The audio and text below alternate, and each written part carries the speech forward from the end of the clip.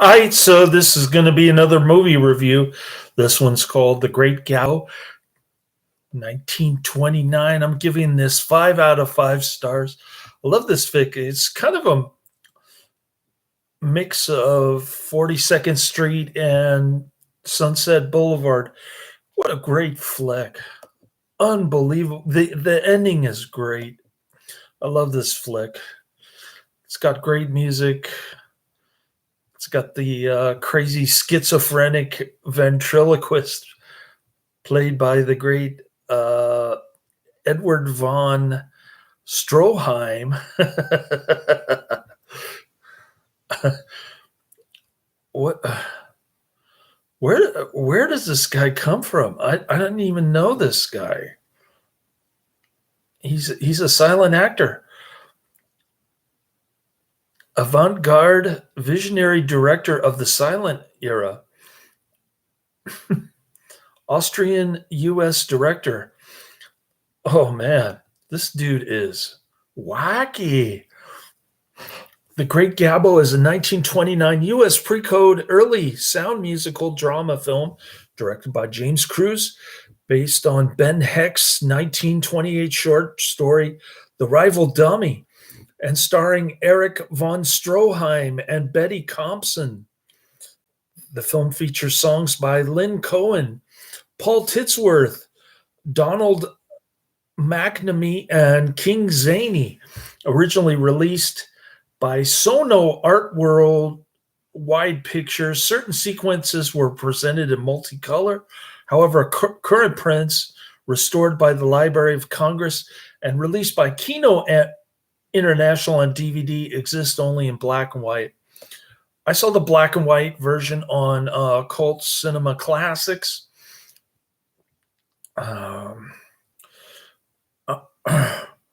Production company James Cruz Productions, distributed by Sono Art World Wide Pictures. Release date September 12th, 1929. Running time 94 minutes. Country United States. Languages English and German. Von Stroheim speak de German. You will eat the bugs. Brilliant ventriloquist Gabbo increasingly uses his dummy Otto as his only means of self-expression, an artist driven insane by his work. We're starting to like this movie already. Gabbo's gimmick is his astonishing ability to make Otto talk and even sing while Gabbo himself smokes, drinks, and eats. This guy's a big-time chain smoker. Gabbo's girlfriend and assistant Mary loves him, but is driven to leave him by his megalomania, superstitions, irritability, and inability to express any human emotion without using Otto as an intermediary. Yeah. And Otto, he is brutal with this gal. I don't even know why she puts up with him. But eventually she does go away, which is kind of disappointing. Anyway, in Otto's voice, Gabbo accepts the blame for Mary's leaving and recounts all the things she did for him. But as Gabbo, he denies his feelings and tells the dummy to shut up. 2 years later, Gabbo has become a nationally renowned ventriloquist.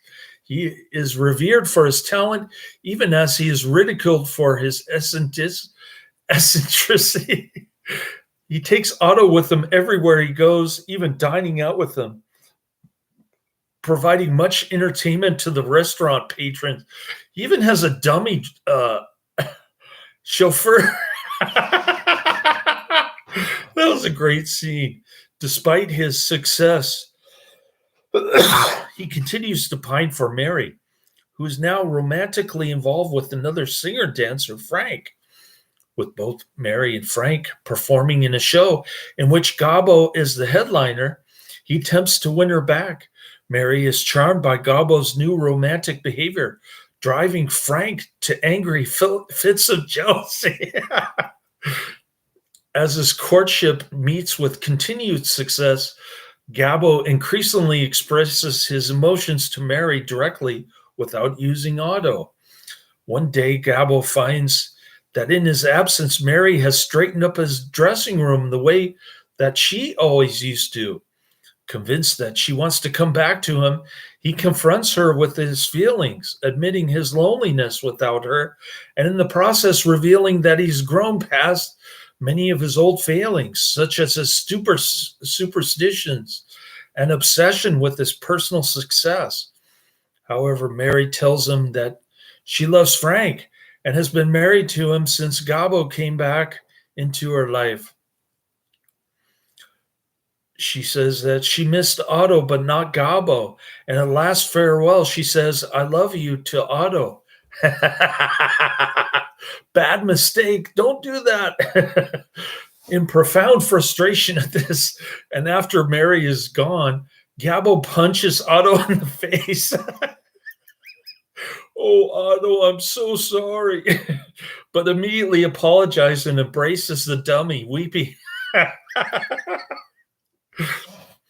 He then storms onto the stage during the finale and he loudly rants at the performers. This is great stuff. We love this movie. Oh, I won't spoil the ending, but it is a great ending.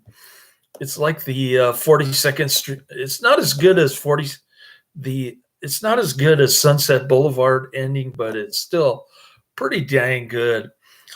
Touted in advertising as an old dialogue, singing, dancing, and dramatic spectacle, this early sound film oddly interleaves stark drama with gratuitous, full length, large scale, on stage musical production numbers.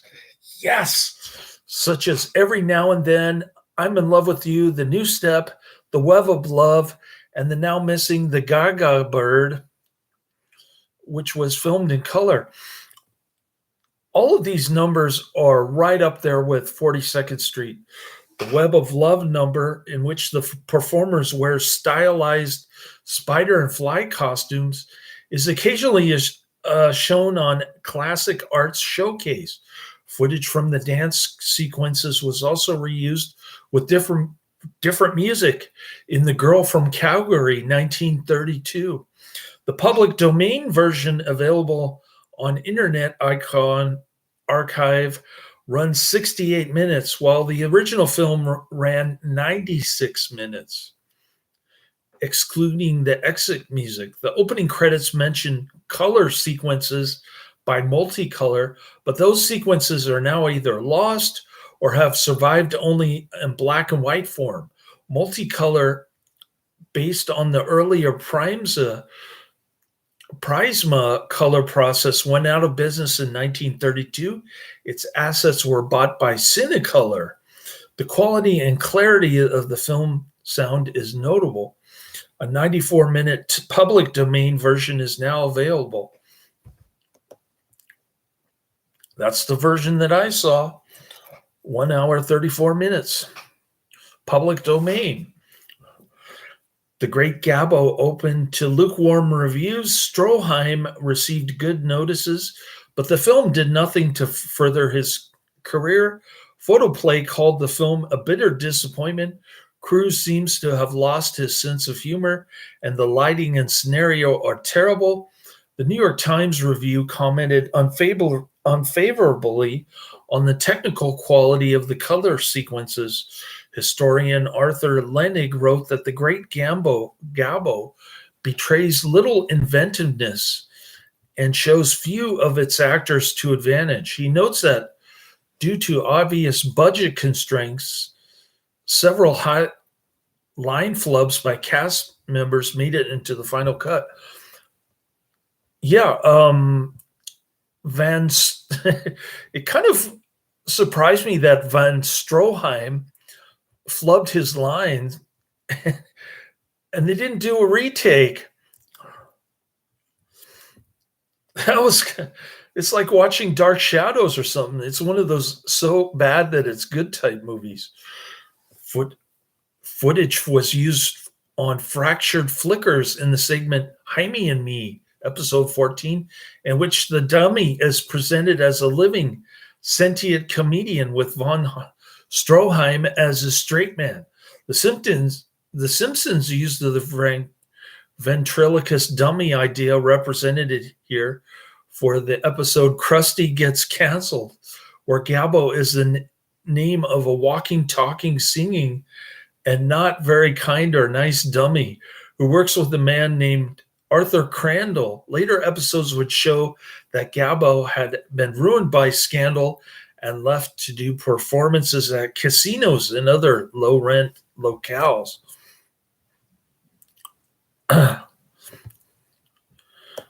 What an awesome movie. I posted the free 94-minute public domain version in the description for your viewing displeasure. I tried to update my list by adding a couple of George Kennedy television shows to the bottom, namely The Legend of Jesse James, 1966, and The Big Valley, 1966. But my church friend, Terrence, insisted on celebrating Trump's victory about an hour after church when we were just cracking jokes and having fun out there. He says, "Come on, let's have a beer." So he gets me this German beer. We go to this German bar, and they ran out of Spaten, and he gets me a 16-ounce mug of a 16-ounce stein of German beer that sort of tastes like Spaten. And then he orders, he wants to order me another beer. And then he orders sausages and French fries and sauerkraut and onion rings. I'm just like, whoa, dude, I got to go. I got to be in Belmont. I'll see you next week. This guy from San Rafael, Terrence, he's a big time Trump supporter. He's got U.S. flag socks. This guy's a raving lunatic. All right, but I drank the 16-ounce stein, and it put me to sleep for 12 hours. So I didn't get to update my list very much. I slept 17 hours on Saturday and 12 hours on Sunday. Wow. I think I'm overslept quite a bit. All right, so it gets a pretty decent 6/10 on IMDb. Not a great rating, but not a bad one either. The Great Gabbo, 1929, 1 hour, 32 minutes. I love the movie poster.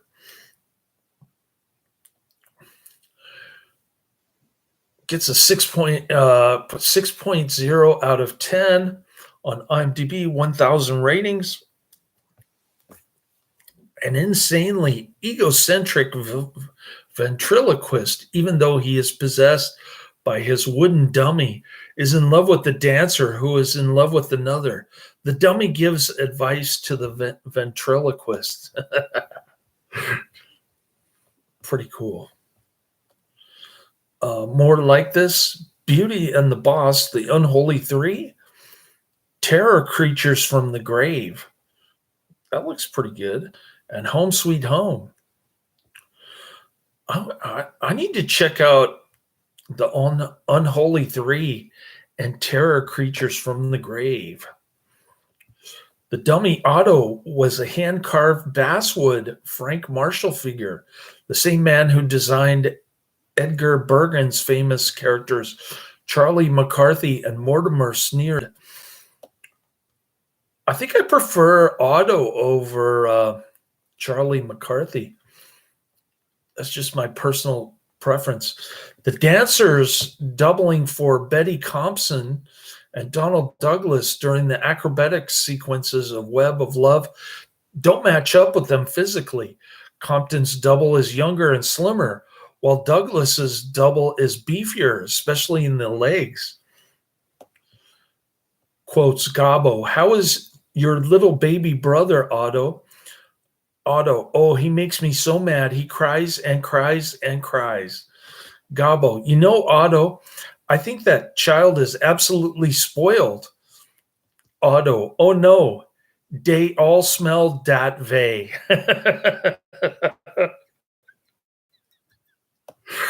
Oh.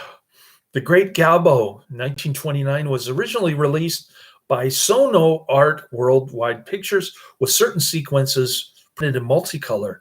However, current prints restored by the Library of Congress and released by Kino International on DVD exist only in black and white. Most, perhaps all, VHS and DVD releases of the film have the color sequences in black and white. Edited into The Girl from Calvary, 1932. Soundtracks Every Now and Then, written by King Zaney and Donald McNamee, performed by Marjorie Kane and Donald Douglas. All right. Here's a somewhat negative review. Keep in mind, I'm rating this 10 out of 10, and it gets a 6 out of 10 on IMDb. So this is bound to be a less flattering rating here, review, I should say. This review is by Claude the Cat, dated July 22nd, 2002. No rating on it. The title of the review on IMDb is Disappointing Film, Powerful Performances. Though I agree with previous reviewers' comments about the good performances turned in by Erich von Stroheim and Betty Compson, I thought the movie was disappointing overall. There isn't really much of a story. The dramatic scenes are often slow, and the rather bizarre musical numbers are poorly integrated into the plot. I'm not sure why this movie isn't classified as a musical, though it has as many numbers as 42nd Street and other similar titles from about that same period. Unfortunately, as a previous reviewer said, these scenes are not as creatively done as those by Bushby Berkeley. The choreography is often unappealing, and the dancers don't look well rehearsed, though there are some bright spots. Interestingly, the Contemporary Variety review mentioned a color sequence in the film, which was not present in the video yesteryear VHS copy I watched. I wonder if this piece is lost or available on other editions. I think it's available.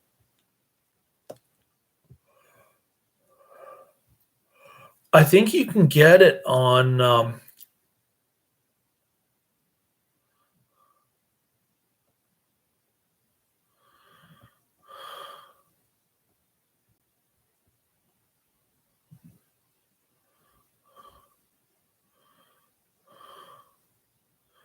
I think you might be able to get it on VHS or DVD.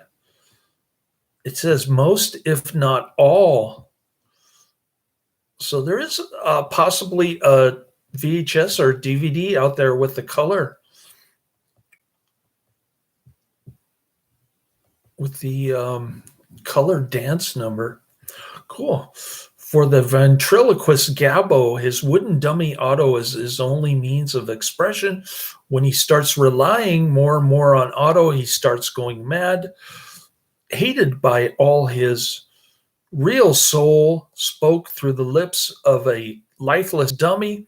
That's a print ad from New York Evening Post, New York, New York, September 12th, 1929.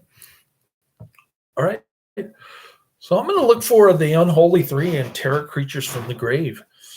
And then going down my list, a coming down the pike is Twins, 1988, Bride of Frankenstein, 1935, and Blind Husbands, 1919. That's the end of my review. I guess I'll see if Twins is free or $3.99. Laters.